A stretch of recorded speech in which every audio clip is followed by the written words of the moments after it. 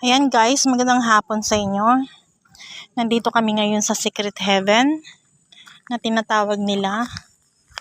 Ayan, kung tignan nyo po, ayan. Talagang bundok na bundok po. Ayan o. Ayan. Dito po sa ilog na to, hindi ka pwedeng maligo nang wala kang suot na life vest. Maganda naman po yun. Kaya lang, pag pumunta kayo dito, may baon kayo talagang pera. Kasi yung pagsakay pa lang sa Tora, 100 pesos ang isang tao.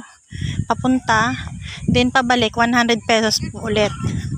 Pagdating nyo ulit dito, sa mismong venue na liliguan nyo, may registration fee na 69 pesos daw. Sa madaling salita, 70 pesos na rin po ang isa. Pero sa mga bata, free naman na po